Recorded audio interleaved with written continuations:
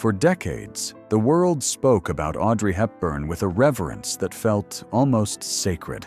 Her grace, her beauty, and her quiet elegance seemed untouchable, as if Hollywood had created a perfect portrait of a woman who never suffered. Fans admired her smile, but questions lingered behind it. Was her life as flawless as it appeared? Did the cameras hide a deeper truth? For years, whispers filled the silence, but no one close enough to confirm the real story ever spoke.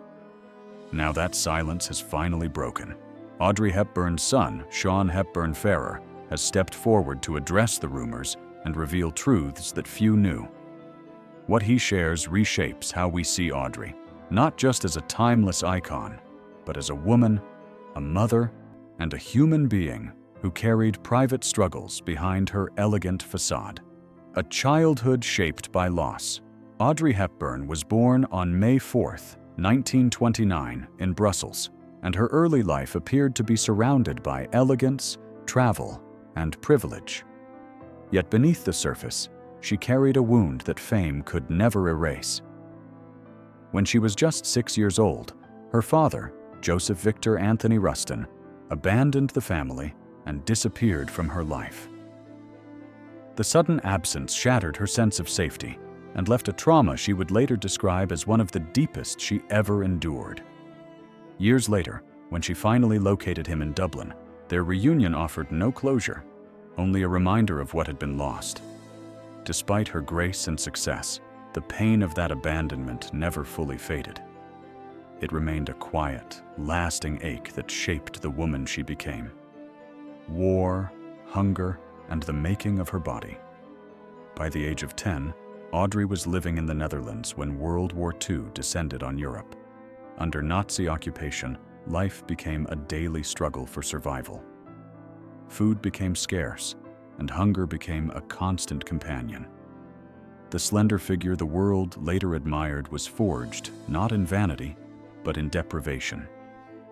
During the Dutch famine, Audrey survived on whatever she could find. Nettles, tulip bulbs, and scraps meant to quiet the pain of starvation.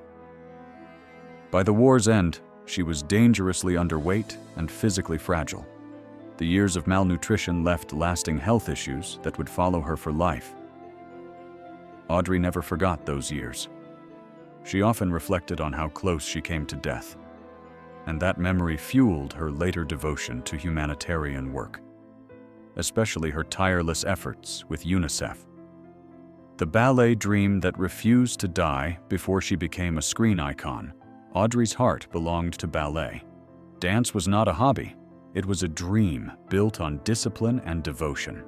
Even during the darkest years of the war, she clung to that dream, performing secret ballet recitals to raise funds for the Dutch resistance. Those shadowed performances revealed her courage and loyalty, offering brief moments of beauty in a world ruled by fear. After the war, she moved to London and earned a scholarship to study at the prestigious Marie Rambert Ballet School. Yet reality proved unforgiving. Despite her passion and effort, she was told she lacked the technical precision and physical build required for professional ballet. Though the rejection was painful, she never truly let go of dance. Her elegance on screen was born from years at the bar, turning ballet's loss into Hollywood's gain. The icon who never saw her own beauty. Ironically, the woman celebrated as one of the most beautiful figures in film history never shared the world's view of herself. Despite her iconic roles in films like Roman Holiday and Breakfast at Tiffany's, Audrey remained deeply self-critical, focusing on flaws rather than gifts. Over time, however, her perspective softened. She welcomed aging instead of resisting it, finding peace in the idea that life had seasons. Her son, Sean, later shared that Audrey believed aging was simply another chapter, one meant for family, love, and giving back. In her later years, she no longer chased perfection. She was learning to accept herself, including her wrinkles, her scars, and her quiet imperfections. That acceptance was perhaps her greatest act of bravery. A search for love that left her scarred. Audrey Hepburn's search for lasting love was earnest but fragile. In 1952, she became engaged to industrialist James Hansen, a romance she once described as love at first sight. For a moment, it seemed like the beginning of a storybook future. Yet the demands of their lives kept them apart. Choosing conviction over fantasy, she ended the engagement, famously explaining, "When I get married, I want to be really married." That belief guided her relationships for the rest of her life. Soon after, she met actor Mel Ferrer, and they married in 1954. The marriage produced their first son, Sean, in 1960, bringing Audrey immense happiness. Yet the relationship carried unseen strain. Friends sensed a growing imbalance, and after 14 years together, the marriage ended in 1968. Though it left scars, motherhood became her source of comfort and purpose. A second marriage built on hope and pain. After her divorce from Mel Ferrer, Audrey allowed herself to hope again. On a Mediterranean cruise, she met Italian psychiatrist Andrea Dotti, and their connection unfolded swiftly. By 1969, they were married. And Audrey envisioned a gentler life, one that might include more children and less career pressure. The birth of their son Luca in 1970 brought her profound joy, a long-awaited blessing. Yet this marriage carried its own heartbreak. Audrey endured multiple miscarriages, including one during filming in 1959 that left her devastated. She later admitted those losses were more painful than her parents' divorce or her father's abandonment. The repeated betrayals and infidelity from Dotti slowly eroded their relationship. In 1982, the marriage ended. Though she stayed in Italy to keep Luca close to his father, Dotti rarely visited, leaving Audrey raising her children largely alone. The love that finally healed her. Despite the heartbreaks of her romantic life, Audrey found the quiet joy she had long been denied with Dutch actor Robert Wolders. They met in 1980, and their bond unfolded gently. They never married, but Audrey described their relationship as a true marriage, rooted in devotion rather than paperwork. Wolders offered her stability, gentleness, and freedom from expectations. Looking back, Audrey openly said these years were the happiest of her life. Her sons, Sean and Luca, became the center of her world. Though the grief of her miscarriages never fully disappeared, it softened under the warmth of motherhood and the love she found with Wolders. In her later years, she balanced family, selective work, and humanitarian service with a quiet confidence that reflected everything she had survived. The illness that silenced the star. Just as serenity settled in, Audrey's health began to fail. After returning from a humanitarian mission to Somalia in 1992, she developed severe abdominal pain.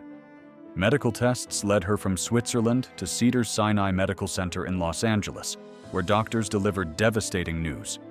A rare abdominal cancer called pseudomyxoma peritoni had quietly spread for years. Despite surgery and chemotherapy, the prognosis was grim, yet Audrey faced it with remarkable grace. As Robert Wolders later revealed, she wasn't afraid of dying, only afraid of the pain. Even in illness, her thoughts remained with others, especially the children she served through UNICEF. That same year, she received the Presidential Medal of Freedom for her humanitarian work. Wolders stayed by her side until her death in 1993, offering the love and companionship she had waited a lifetime to find. A final Christmas and a quiet goodbye. As Audrey's health declined, her final wish was simple: to spend Christmas at home in Switzerland.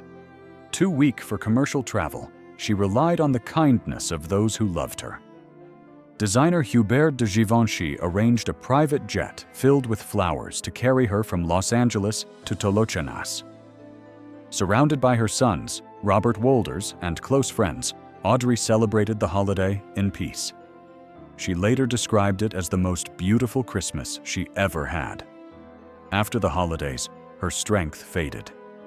She spent her days resting, occasionally stepping into her garden, savoring quiet moments in familiar surroundings. On January 20th, 1993, Audrey passed away peacefully in her sleep at age 63.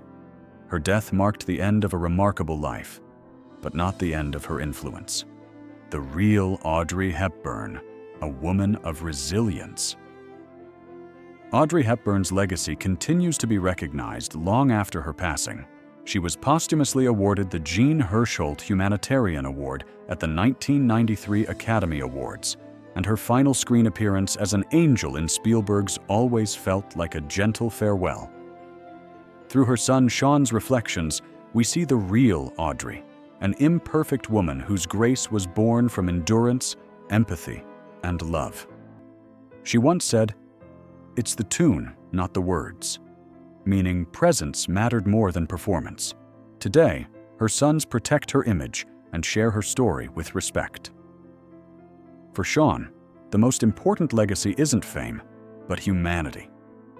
Audrey Hepburn reminds us that true beauty lies not in perfection, but in the strength to suffer, heal, and give back.